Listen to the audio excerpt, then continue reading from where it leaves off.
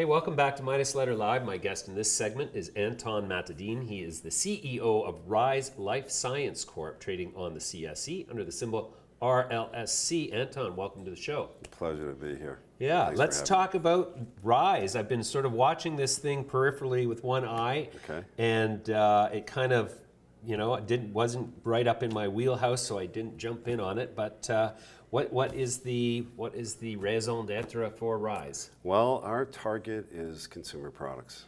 You know, we've taken a look at the entire market space. We see a lot of movement when it comes to cultivation, and I think that's being handled very, very well. But we're looking at the other side of the equation, and you know, eventually these products have to end up in the hands of the consumers. Right. And there's a brilliant opportunity, I think, to actually create a strong brand, because that's really what consumers want. Right, sure.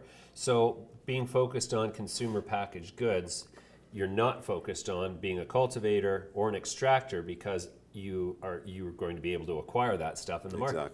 Exactly. That is, I've been waiting for somebody to show up here and come up with that business model, because that's, you know, if you look at the price of CBD, and the fact that they're about to license the first 5,000 acre outdoor CBD facility in, I think it's Kansas or Kentucky. There's all kinds of open field CBD stuff coming. So the price of CBD is going to go down to sub 1 penny per unit of production, without a doubt.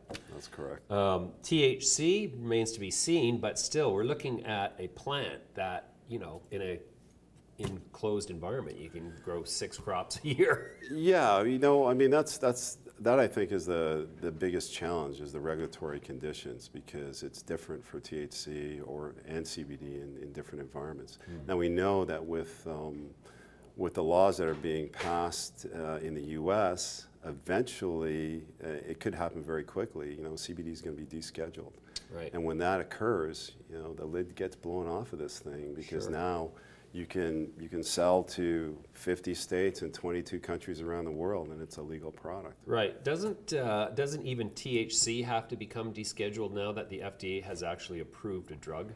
They're talking about it, but there's, you know, they're still leaning towards what the states want to do. What does each state, what conditions do they want to follow? And then of course you've got the feds that have their own view of things as well. So we'll have to see where that lands. And they're just wacky.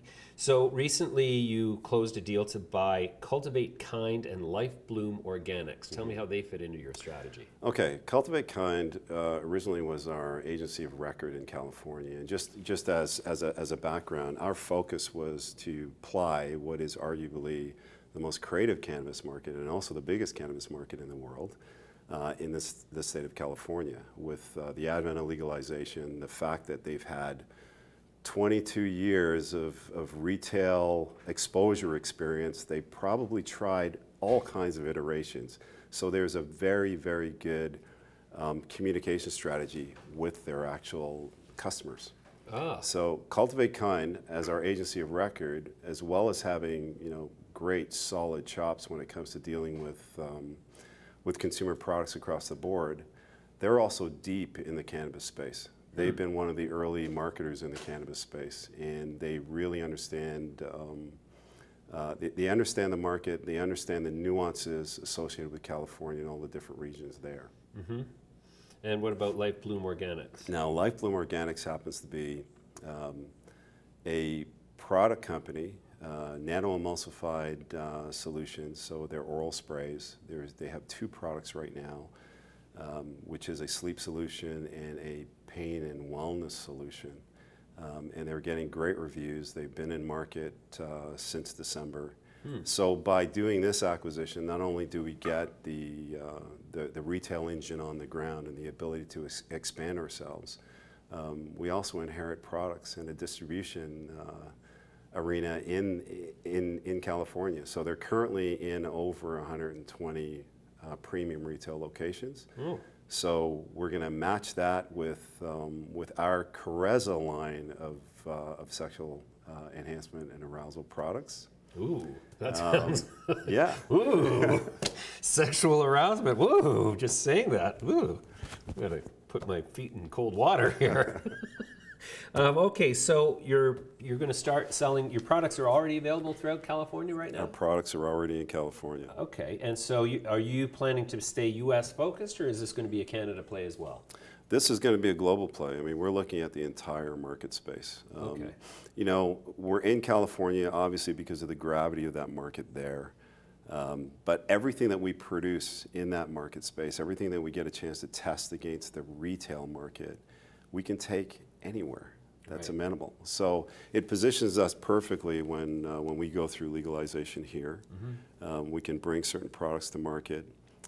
We will know how it acts in market, so you know we'll have those little cues, and then it sets us up to also take a look at the European market as well. So we've kind of got a grand strategy around this. Yeah, I love it. And so is this something that you've got to wait for rules to change in different jurisdictions before you can actually go in there with a product strategy? Or is this something where you're going to say, okay, we're watching this market unfold, we're going to develop a product strategy based on what we think is going to happen?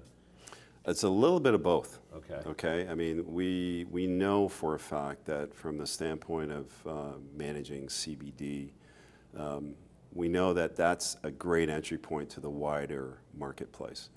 So our focus has always been on, and the question that we asked ourselves at the outset was, we noted that most organizations are really focused, and most conversations are even focused on the 10% of the population that actually utilizes cannabis in their lifestyle today.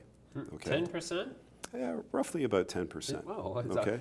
I thought that was very low. Well, you know, I mean, it's a conservative number, but you know, roughly those are the tradition. That's the traditional market space. But what about the other 90%? You know, what about all of these people out there that once the stigma is removed from cannabis and they understand what it can do for them? You know, we believe there's quite a lot of people that are going to want to roll this into their lifestyle. Yeah. So that's why we have our target where it is. Yeah. I had a strange experience this week in that, you know, I smoked cannabis relentlessly up until I was about 25. And then it was just like I just got too spacey, and I was non-communicative, and I was introverted, and it was like, this is not any longer a socially useful substance to me. This week I ordered a 30 milliliter little vial of 1,000 milligrams of CBD with less than 1% THC in the entire jar. And the idea was, because I have this dog that has a skin condition that she gets in the summer, and I thought, well, CBDs are supposed to have a homeostatic effect on any animal with the endocannabinoids. So I thought, okay, well, I'm going to give one for me and one for the dog. And so I tried it, gave some to the dog, and I was thinking it's CBD. It doesn't do anything for you at all. And then an hour later, I was watching videos on the couch, and I'm looking at the dog, and the dog's looking at me, and it's like I feel like I'm tingling all over, and I just felt so good.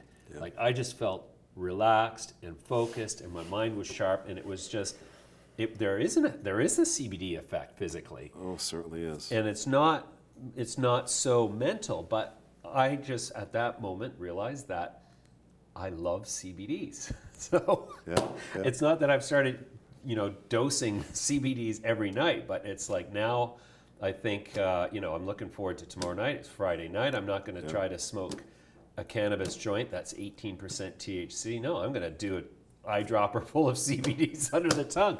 So when you talk about the other 90%, this is my long-winded way of hijacking your story.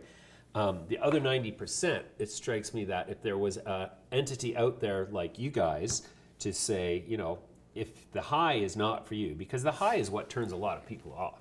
They just find themselves losing control. But if you were to do the CBDs, there's no loss of control mentally of your thought processes or feelings of anxiety. And so I think that's probably one of the great opportunities for the other 90% that you referenced. I believe you're absolutely correct. You know, we affectionately call it the happy pill because it really does. There is a noticeable shift if you are utilizing what we call impactful genetics. Okay. So I don't know what that means. There is exactly. well, you know, there's CBD isolate. Right. And then there's whole plant matrix, and we've found that the whole plant matrix just offers a real shift, like a noticeable shift. It's not psychoactive in nature, but what it does, it sets an entire new threshold for your stress. Mm-hmm. You know, it just drops that baseline. And our argument, and the argument that we put forward with our sexual pleasure products, and with our health and wellness products, is that, you know, the biggest thing that we face out there today is stress. If you can reduce stress, you will operate better in every facet of your life, including better sex and everything else. So that's our focus. You know, we understand that there's been this, you know, cannabis has had a 5,000-year relationship with sex. Right. You know, you go back to the Kama Sutra, and there's, as a matter of fact, that one of the product names that we utilize is derived from that. Careza, our sexual enhancement product, is really focused on the actual name means the purposeful delay of orgasm in order to achieve the ultimate orgasm for both parties. Whoa, Okay? how tantric. That's tantric. That's totally tantric. Wow. I can't wait to try that. So it's for sale now in California. It's for sale in California. I'm going to California a couple times this month. I'm going to look for it. Okay. So that's a great introduction to the company, Anton. We're going to come back to you in a few months' time, see where you're at. Thank you very much for telling us about Rise. Thanks very much for having me on.